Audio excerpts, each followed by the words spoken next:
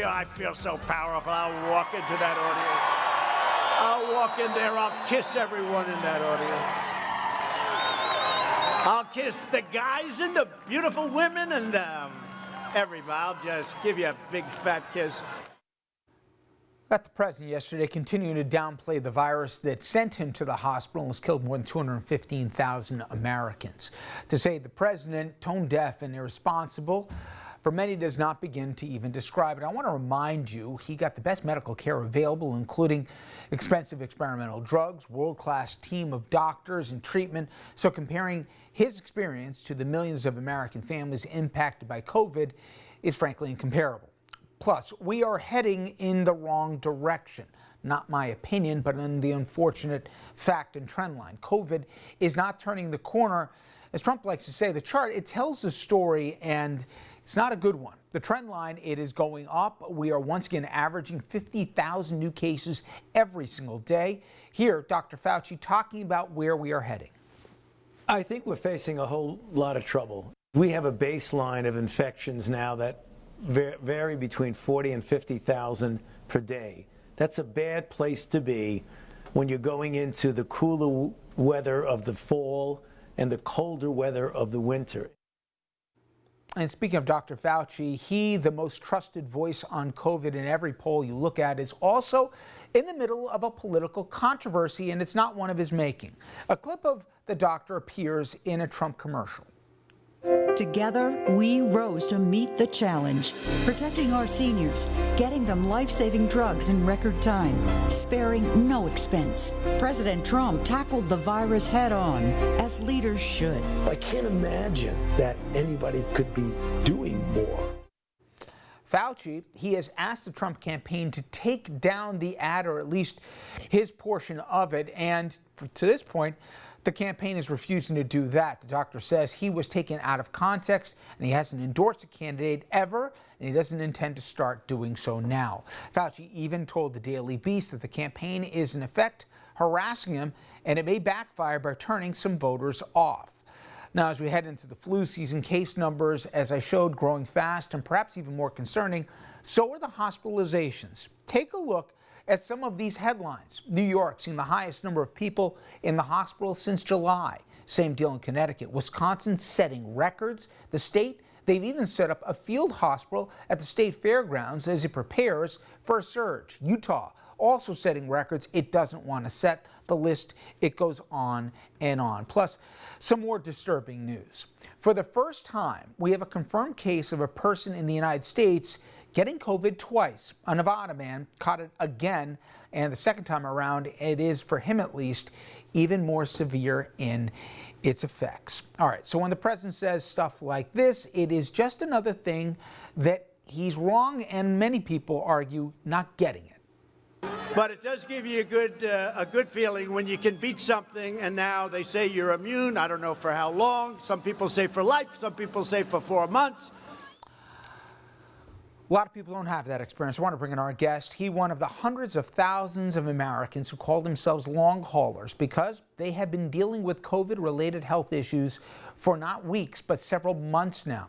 Luis Santos, he was extremely active before he got sick in March. In fact, even a bodybuilder and a cycler, but he got sick in March, and he has been to the hospital no less than 20 times since.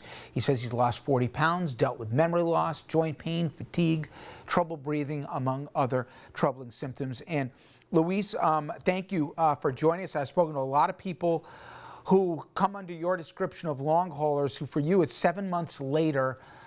Give an idea. You think you were on a subway probably in March where unwittingly you might have caught this virus. Yeah, I thought that I used all the protection and everything. I used the mask and the gloves and stuff, and was very careful with who I dealt with. But I still caught the virus. So I think it was an airborne transmission. And as I mentioned before, you were a really active guy beforehand, security guard, in fact, as a profession. Okay, a weeks go by, 10 days go by, you're expecting, I guess, to put it behind you. Didn't work out that way. Give an idea as just how debilitating this has been for you for so long. Well, I mean, when I contracted the virus, the first 2 weeks, it was really bad. The third week, I thought I was getting better. And by the first month, then things really got bad. And I was pretty much bedbound for the next 10 weeks and a half. So that was, I came out of my bed effectively sometime in early July or mid-July. And I've just been battling all these symptoms ever since. You know, I've spoken now to more than a half a dozen long haulers, and one of the things that they all say, they say a few things that are common, is that nobody's got a roadmap for them. And a lot of times when they go to the doctor, nobody can put their finger on it. In the beginning, a lot of them feel like they're not really being heard, and it's like it's in their head or something. And then also, finally, when everybody realizes it's real, you got to almost be your own advocate as to where to go, which specialist to see to try and at least figure out what's going on with you. Was that your experience? Oh, definitely in the beginning. I went to the ER about 20 some odd times. But you know, the bulk of my visits were in the beginning of my infection. I saw, you know, physicians or you know, clinical staff turning people away that direly needed, you know, hospital care. They sent them home. They sent them home pretty much to die. So, you know, knowing that they were sick and they weren't going to make it, they just sent them back home. If you recall, Governor Cuomo from New York, he expected to have this kind of like crisis with the ventilators at the time. That never happened because people were actually just dying on the scene. So now, walk me through it. You're now in summer at this point. You're still not past this. I understand you finally, on your own, found out what they were doing at Mount Sinai, and you saw a whole range of experts. For folks watching us in other parts of the country, Mount Sinai, one of the best hospitals we have in this country. Have they been able to pin it down? Have you starting to get better here? What's the state of your health? Oh, the state of my health, I'm still dealing with crippling fatigue. I have brain fogginess most times. Sometimes, for whatever reason, I forget to breathe, so I had to kind of force myself and do it mechanically. It's like the body forgot to do the things that it did normally without me thinking about it. The one other description people tell me, and I'm curious if it's you, they feel like some days everything hurts, and they're just not themselves. They don't have the same memory. They're not as acute, and it just hurts to even get out of bed in the morning. Is that your reality too? Yeah, definitely. I'm actually forcing myself every day to at least walk a mile or two.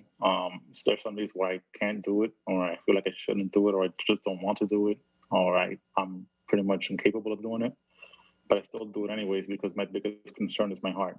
Pretty much the virus, for whatever reason, jacked up my bad cholesterol, which is my LDL. And I'm 35 years old, and now I'm taking, statin medication, stuff that I'm not supposed to be taking at this age. I can only imagine. What's it like when you hear your president saying, "Don't let this dominate you"? No big deal, in effect, after your experience and what you've been through. Well, he's just playing a part. He's a, I hate to say it, but he's like a mad carnival barker at your local circus. He's not doing anybody any favors. He's lying, obviously. I mean, he has the best medical team on the planet right now. And obviously he's being injected with, medications and therapies that the normal Joe is not going to get. So, I mean, maybe his situation is better, but he's lying to people if he's telling them that this thing is just going to blow over and, oh, your health is going to be fine and you're going to be fine. I don't believe that. Not even people that ended up having no symptoms. When they do CT scans and x-rays, they're finding out that they have serious issues going on internally. Well, I know what helps a lot, and I've heard it from our viewers itself, is when they hear other people like yourself going through this, they feel like they want to come forward and let people know that there's a gap. A lot of people still hurting right now, and a lot of people need help. Louis, I appreciate you sharing your story with us. Thank you. Now, as you heard me say, over the past few weeks, we have been speaking with a lot of long haulers like Luis, and we'd like to hear from you as well. If his story rings far too true for you as well, you've had COVID, still struggling with it, we want to hear from you. If you're interested, email us at rfl@rnntv.com, or you can send us a tweet, our handle at LarryEP13. Up next, we will check on the state of the presidential race 3 weeks out from Election Day and show you why what we're seeing during early voting certainly means good news for one of the two men on your screen.